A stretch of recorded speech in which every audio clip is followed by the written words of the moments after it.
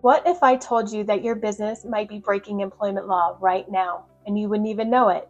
Not because you're doing anything intentionally wrong, but because nobody ever told you what the rules actually are. Most small business owners didn't go to law school. They started a business because they were actually good at something. And employment law was never part of that plan. But here's the reality. The moment you hire your first employee, federal and state employment laws apply to you. And ignorance of the law isn't a defense when a complaint gets filed. Today, I'm walking you through the employment laws small business owners break most often and what you can do right now to protect your business. Hi, I'm Heather, founder of Piper HR Solutions. In 25 years of HR, I've worked with businesses of every size, and I can tell you with confidence that compliance mistakes happen far more often in small businesses than in large ones. Not because small business owners care less, but because they have fewer resources, less support, and nobody in their corner telling them what they need to know. This video is that conversation. Let's get into it. Law number 1, wage and hour violations. This is the most common compliance mistake I see, and it comes in several forms. Not paying overtime correctly. Under the Fair Labor Standards Act, or FLSA, non-exempt employees must be paid 1.5 times their regular rate for every hour worked over 40 in a work week. Some business owners don't realize this applies to them. Others think paying a salary automatically means overtime doesn't apply. It doesn't work that way. Salary alone doesn't determine exemption status. The employee's job duties and salary level both have to meet specific criteria. Rounding time incorrectly, making improper deductions from paychecks, misunderstanding what counts as compensatable time, like pre-shift prep or required training. Wage and hour complaints are among the most common employment claims filed against small businesses, and they can result in back pay, penalties, and legal fees that add up quickly. Law number 2, misclassifying employees.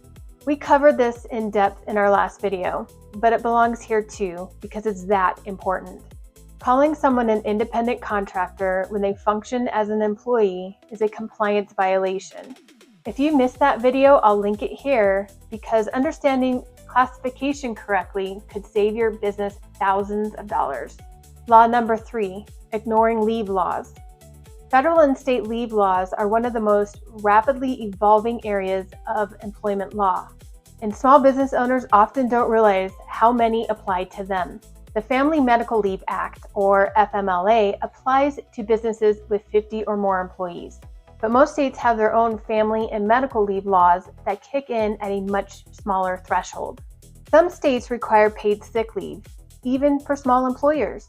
Some states have paid family medical leave programs funded through payroll contributions, jury duty leave, voting leave, military leave, bereavement leave. Many of these are legally required, not optional. And the rules vary significantly by state. If you're operating in Colorado or any other state with robust employee protections, you need to know what your specific obligations are, not what federal law requires, what your state requires. Law number 4, failing to post required notices. This one is simple and completely avoidable.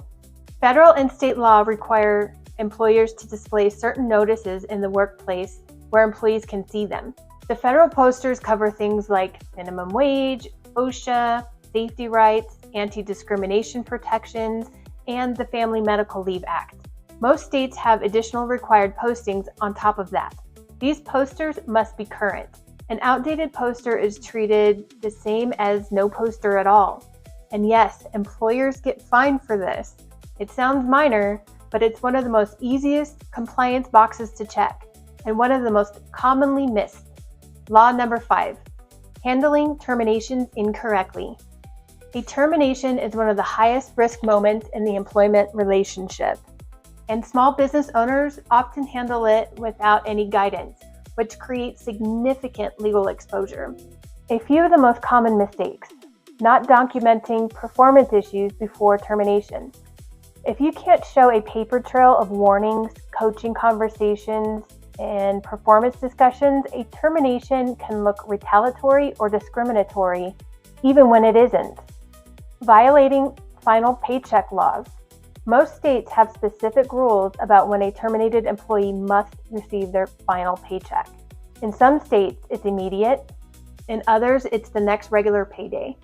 Getting this wrong, even by a day, can result in penalties. Not having a termination checklist. Access revocation, equipment return, benefits notification, COBRA paperwork if applicable. Every termination should follow a consistent process. Consistency protects you legally and ensures nothing gets missed. Law number 6, discrimination and harassment. Federal law prohibits discrimination based on race, color, religion, sex, national origin, age, disability, and several other protected characteristics. Most states add additional protected categories on top of that. Small business owners sometimes believe these laws only apply to large companies. They don't. Many federal protections kick in at 15 employees or fewer, and even state laws often apply from the very first hire. Beyond discrimination, harassment in the workplace is a serious liability. Having a clear anti-harassment policy, a process for protecting complaints, a commitment to investigating them promptly and fairly. These aren't just good HR practices, they are your legal protection. Law number 7, inadequate record keeping. Employment law requires employers to maintain specific records for a specific amount of time. I-9 forms must be retained for 3 years after hire or 1 year after termination, whichever is later. Payroll records must be kept for at least 3 years under federal law. Personnel files, performance records, and leave documentation all have their own retention requirements. And if a complaint or lawsuit arises, you'll need those records. Businesses that can't produce documentation are at a significant disadvantage in any legal proceeding. A simple organized record-keeping system isn't just a good practice, it's your evidence when you need it the most. Employment law doesn't have to be overwhelming, but it does have to be taken seriously. The businesses that get into trouble aren't usually the ones trying to do the wrong thing. They're the ones who didn't know what they didn't know until it was too late. The good news is that most compliance issues are completely preventable. With the right foundation, the right policies, and the right guidance, you can run your business with confidence knowing you're protected. If you're not sure where your business stands on any of these areas, that's exactly the kind of HR audit that Piper HR Solutions specializes in. I'm Heather, rooted in people, building strong foundations. If this video was helpful, subscribe for more practical HR and compliance content and share this with a business owner who needs to hear it.